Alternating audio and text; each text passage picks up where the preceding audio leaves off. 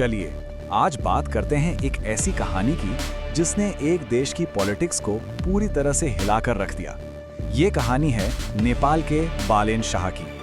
एक ऐसा इंसान जिनका सफर किसी फिल्म की स्क्रिप्ट जैसा लगता है। देखिए, हाल ही में जो चुनाव हुए हैं ना, उन्होंने एक बात तो बिल्कुल साफ कर दी है कि नेपाल के लोग वो अब एक चेंज चाहते हैं, एक बड़ा बदलाव। और ये बदलाव कोई छोटा मोटा नहीं है, इसकी गूंज पूरे देश में सुनाई दे रही है। और इस पूरी गूंज के सेंटर में बस एक ही नाम है, बालेन शाह। तो जरा सोचिए, ये सफर है कैसा। पहले एक सिविल इंजीनियर, फिर अपनी बात रखने के लिए बन गए एक रैपर, उसके बाद काठमांडू जैसे बड़े शहर के मेयर, और अब सीधे देश के प्रधानमंत्री। मतलब कमाल ही है, ये सच में एक असाधारण कहानी है। असल में ये कहानी सिर्फ एक इंसान यानी बालेन शाह की नहीं है। ये कहानी उस सोच की है, उस आइडिया की है जिसने दशकों से जो पॉलिटिक्स चली आ रही थी ना, उसे सीधा सीधा चैलेंज कर दिया। और ऐसा चैलेंज किया कि लोगों के दिलों में अपनी जगह बना ली। तो सवाल उठता है, आखिर है कौन ये बालेन शाह? देखिए, 1990 में जन्मे बालेंद्र शाह शुरू से ही पढ़ने लिखने में काफी तेज थे, लेकिन उनकी सोच वो जरा हटके थी, सबसे अलग। हाँ, उन्होंने सिविल इंजीनियरिंग की पढ़ाई तो कर ली, पर उनका सपना सिर्फ एक टिपिकल करियर बनाने का नहीं था। उनके दिल में ना एक आग थी, देश के लिए, समाज के लिए कुछ बड़ा करने की। और बस यहीं से कहानी में एक बहुत ही इंटरेस्टिंग ट्विस्ट आता है। इंजीनियरिंग की पढ़ाई तो चल ही रही थी, लेकिन बालेन ने अपनी आवाज उठाने के लिए रैप म्यूजिक को अपना हथियार बना लिया। और उनके गाने सिर्फ एंटरटेनमेंट के लिए नहीं थे, नहीं, वो तो समाज का आईना थे। वो अपने रैप से ना सीधे सीधे करप्शन पर, सिस्टम की कमियों पर सवाल खड़े करते थे। और उनका ये जो बेबाक अंदाज था, वो नेपाल के यूथ को क्लिक कर गया। उन्हें लगा, अरे हाँ, कोई तो है जो हमारी भाषा में हमारी बात कर रहा है। बस उनका म्यूजिक ही वो चिंगारी थी जिसने उन्हें लोगों के बीच एक ऐसी आवाज बना दिया जिस पर सब भरोसा कर सकते थे। और फिर क्या था, देखते ही देखते उनकी पॉपुलैरिटी आसमान छूने लगी। तो ठीक है, म्यूजिक से लोगों के दिलों में तो जगह बन गई।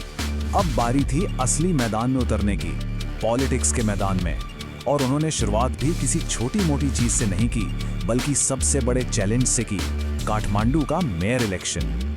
साल था 2022, एक ऐसा साल जो नेपाल के पॉलिटिक्स में शायद हमेशा याद रखा जाएगा। तो हुआ ये कि उन्होंने काठमांडू शहर के मेयर पद के लिए चुनाव लड़ने का फैसला किया। और किसके खिलाफ? उन बड़ी बड़ी पावरफुल पॉलिटिकल पार्टियों के खिलाफ जो सालों से वहां जमी हुई थी। लेकिन जो रिजल्ट आया ना, उसने सबको हैरान कर दिया। काठमांडू के लोगों ने, खास करके नौजवानों ने, बालेन शाह को इतना सपोर्ट किया कि उन्होंने एक हिस्टोरिक जीत हासिल कर ली। ये सिर्फ एक इलेक्शन का रिजल्ट नहीं था, ये तो एक नए दौर की शुरुआत का ऐलान था। काठमांडू की इस जीत ने एक ऐसी लहर पैदा की जो देखते ही देखते पूरे नेपाल में फैल गई। अब बालेन शाह सिर्फ एक शहर के लीडर नहीं थे, वो नेशनल पॉलिटिक्स के स्टेज पर एक बहुत बड़ी उम्मीद बनकर सामने आए। और इसी समय उन्होंने राष्ट्रीय स्वतंत्र पार्टी यानी आरएसपी के साथ हाथ मिला लिया। ये एक ऐसी पार्टी थी जिसकी सोच बालेन की सोच से बिल्कुल मैच करती थी।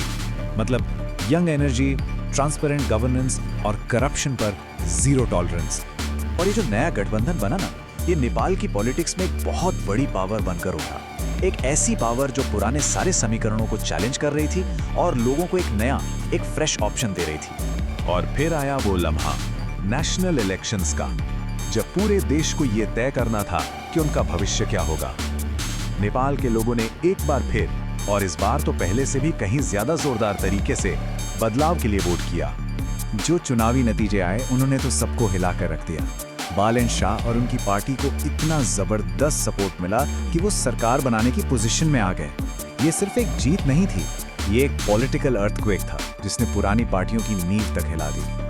सोचिए, वो इंसान जो एक इंजीनियर से रैपर बना था, अब देश की सबसे बड़ी कुर्सी संभालने जा रहा था। तो ये जो जीत है ना, ये सिर्फ उनकी पर्सनल जीत नहीं है, ये तो नेपाल के उन लाखों नौजवानों की जीत है जो एक नई, एक क्लीन पॉलिटिक्स का सपना देख रहे थे। ये उस सोच की जीत है जो कहती है कि बस अब बहुत हो गया। तो जाहिर सी बात है, अब पूरे देश की नजरें और उम्मीदें उन्हीं पर हैं। लोग उम्मीद कर रहे हैं कि वो पॉलिटिक्स का एक नया स्टाइल लेकर आएंगे, सरकार में पूरी ट्रांसपेरेंसी होगी और देश में डेवलपमेंट का एक नया दौर शुरू होगा। तो एक रैपर की आवाज से लेकर प्रधानमंत्री की कुर्सी तक, ये सफर एक ही बात साबित करता है कि जब लोग ठान लें कि उन्हें बदलाव चाहिए तो फिर कुछ भी इम्पॉसिबल नहीं है। बालेन शाह की कहानी तो अब इतिहास का हिस्सा बन गई है, लेकिन अब सबसे बड़ा सवाल ये है कि ये जो नया लीडरशिप आया है, ये नेपाल को आगे किस दिशा में, किस मंजिल की ओर लेकर जाएगा।